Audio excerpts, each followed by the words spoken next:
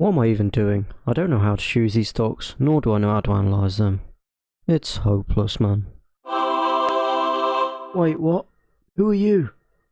I understand your pain, my child, but I have the solution you need. Let me talk you through it in this video. Fucking please. I fight to live, I fight to strive. One day I'll have what I want in life. Hello, my name is Exo and welcome to the channel where we cover all things personal finance. If you enjoy the content and want to see more, consider subscribing and hitting the like button, as this shows me what videos you are interested in and then I can produce more like it. Now, it can be stressful when choosing individual stocks to know which ones are worth your money. That is why I started and created this series, so I can address this concern. So if you have any stocks you want to know about, leave it in the comment and then I will get back and do a stock analysis on that. Now, today's stock is called Keller Group, ticker symbol KLR.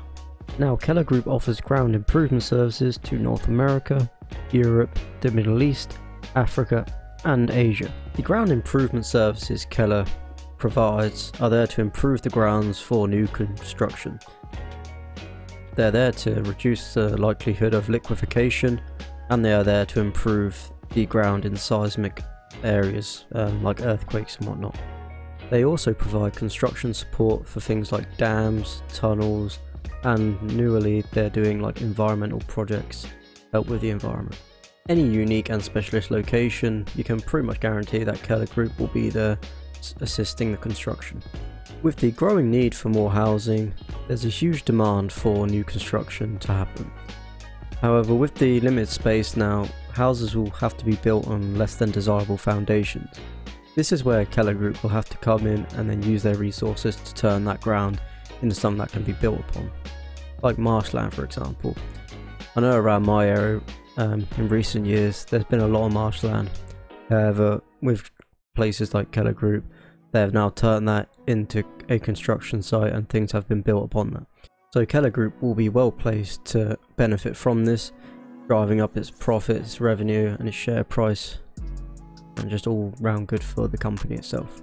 ITV made a documentary and found that 90,000 new social homes are needed every year in England alone, just to keep up with demand. However, last year only 6,000 were built. So for Keller, this is great news as they will have plenty of work lined up with this demand. Okay, so now we know what Keller is engaged in, we need to now look at its fundamentals. So we'll head over to Simply Wall Street, look at the Analyst tool, then it'll be on to things like income statements, balance sheet, cash flow, and then we'll wrap up with the conclusion. Okay, so again, we're on Simply Wall Street, we've got Keller Group up here. So we'll just run through this, see what this has to say, and then we'll go and have a look at the income statements. So we'll just skip over this bit because we'll look more in depth. Here you can see when things have happened, dividend, earnings update, yada yada yada.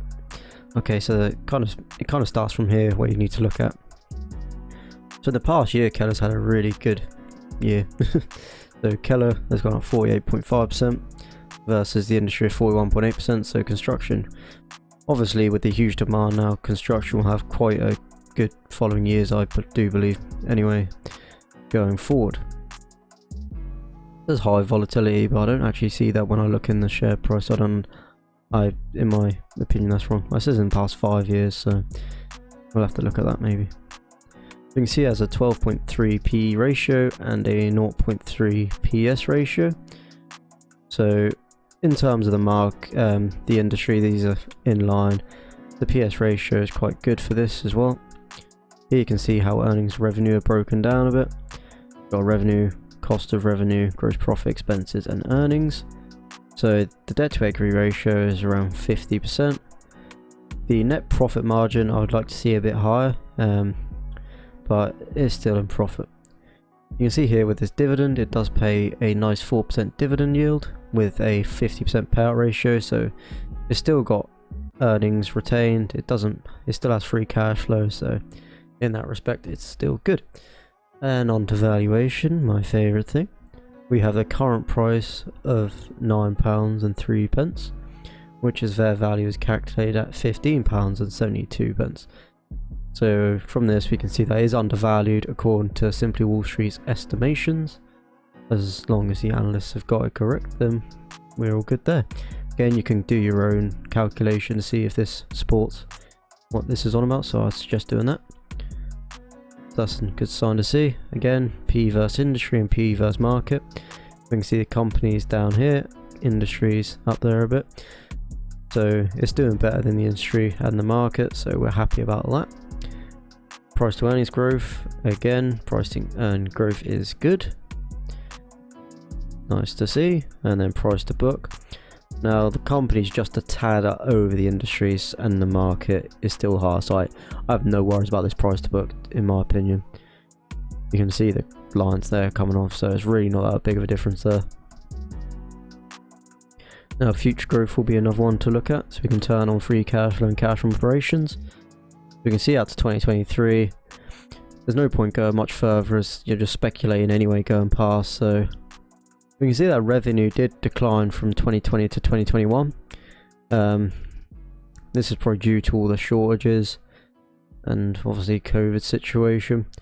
It's on schedule to then go back up in the subsequent years, which again I'd expect with the housing demand. With earnings, they've been pretty steady going up, so that's nice to see. And free cash flow again doing the same until the mid 2020, so not too concerned about that. Forecast annual earnings growth, we've got company and the industry's higher, market's a bit higher, and then the forecast annual revenue growth is the company's actually quite a lot lower than the industry. Not too sure why this is, so you'd have to go in a bit more depth to find this out, but it's over the savings rate, so it's still better than being in your bank.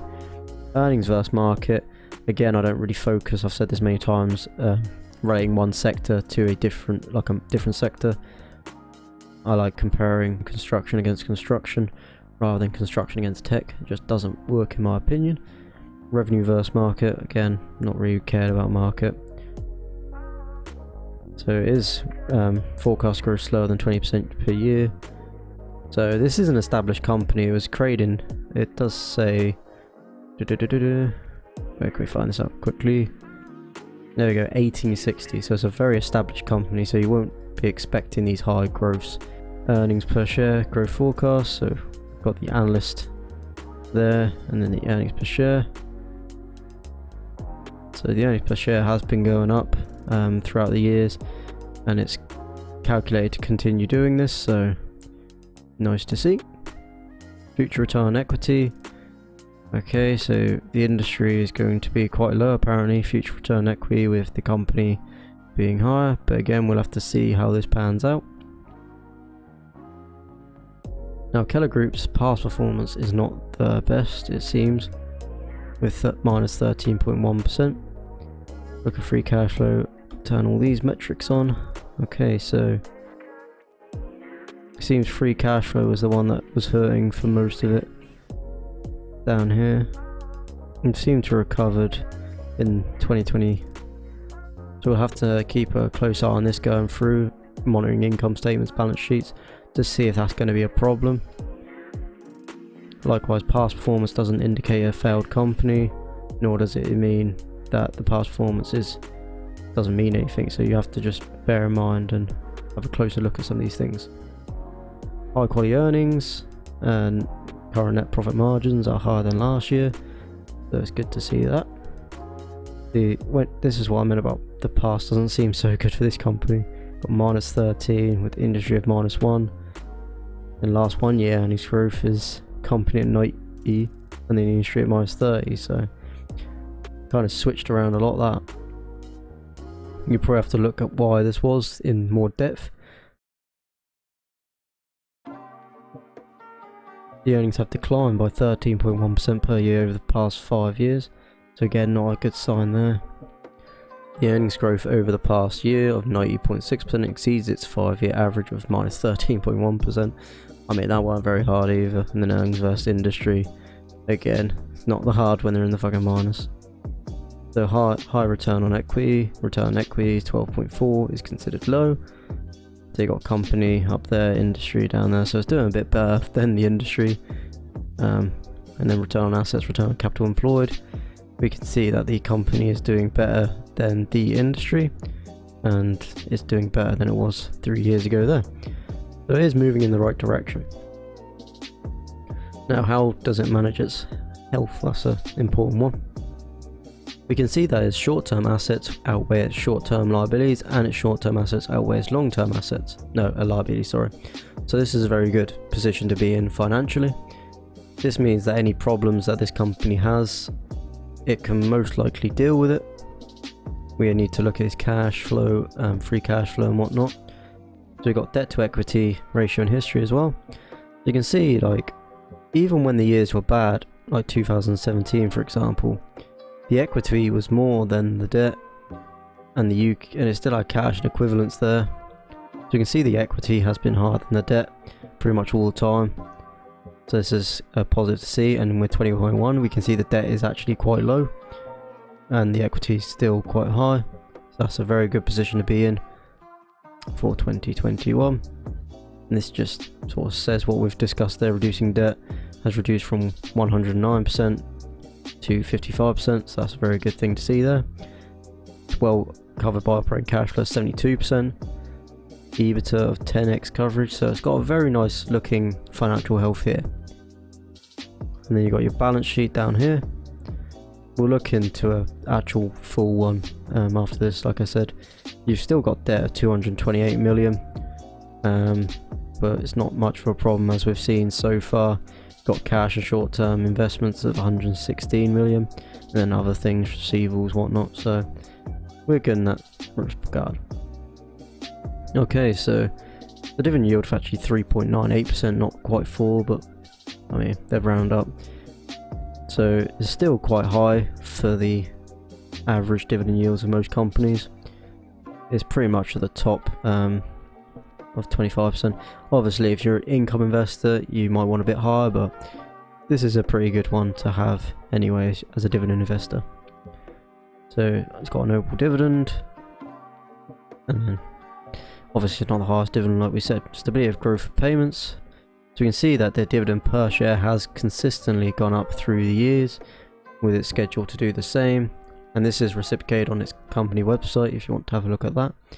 Earnings per share. Now this part looks a bit sporadic, but yeah, it's going up trending wise, so I'm happy that dividend per share is going up, and with its payout ratio it's not a concern for me. It can support this, and as long as it can keep supporting this, then there should be no issue. Okay, so now we'll head over to the income statements and balance sheets and do a analysis on that, and then that will wrap up the video basically. Do a little conclusion and then we'll be sorted. Okay, so now we're on the income statement of Keller Group. So we can see back to 2017. I did try and look at Seeking Alpha, but their information is not up to date, so this is the next one we went to.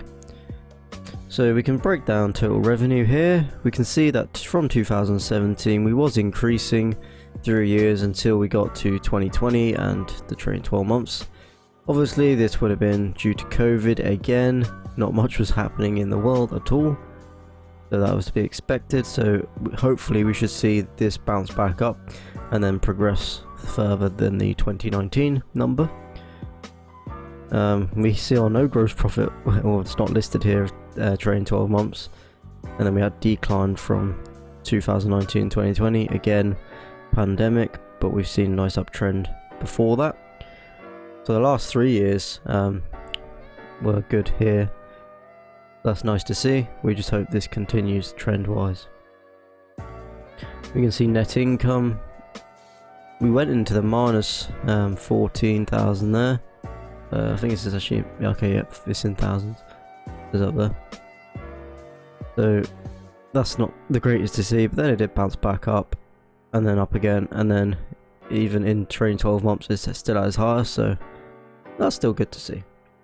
And with this balance sheet that we saw, it's pretty good. Okay, so now we're on Seeking Alpha for the balance sheet. For some reason the Yahoo Finance does not have the information there on the balance sheet. There's bits missing, so sometimes this happens. You just have to look around for other reliable sources. So at least this one we can see current assets and whatnot. So if we scroll down a little bit so we can see this, No, a bit more down, I believe. There we go. We got total current assets and total current liabilities. We can see that total current assets of 917 outweighed the 635 down here of the liabilities, and this has been basically consistent throughout. The assets have always outweighed the total current liabilities, so that's good to see. And then total liabilities down here, total assets, there we go, we can get this in the same thing. We can see that this has outweighed that as well. That is just supporting what simply Wall Street already told us, so this is good to see some consistency there, and that just shows you the balance sheet there. Okay, so now we're on the cash flow statement of Seeking Alpha and Keller Group. So there's a few things to note. If there's a thing in brackets like here, this 44.1, that means this number is in minus, so you can see that from like charts like here. So you can see for 2017, if you hover over that, that'll say minus 44.1 million. That's just something to bear in mind when you're doing analysis on here. I've only recently learned this myself. Kind of a weird thing, I thought they just put a minus, but hey ho. So we can see net change in cash. We've seen from 2016 that we went into the negative, then we recovered quite a lot, negative, negative, and then again negative. So the net change in cash has not been the greatest for this company, especially in the trailing 12 months. So you can see this is minus 35.4 million, which is not very good, but hey ho, it is what it is. You can see free cash flow per share has been actually good though. From 2016 it was in minus, but then it was in positive, and then again in positive, and then we're sitting pretty good. We was at 2.61 at 2020, the trailing 12 months at 1.69. So there's still free cash flow per share to pay for that dividend, and it's just nice to see that the dividend is supported. Okay, so now we'll wrap up with a conclusion and then end the video. Okay, to summarise, Keller Group has some positives and some little negatives going against it. In my opinion overall though, I would suggest holding this company if you are a dividend investor. Having this company allows you to go into the construction sector a bit. It's a great company for that, especially with how the home crisis is right now. Keller Group will be at the forefront of building and developing new foundations for these new homes. As space runs out, as we need more houses, like I said, it's going to be needs built in weird places, and Keller Group is one of the biggest companies to deal with this issue. In addition to this, Keller has a good balance sheet that has been able to support them throughout.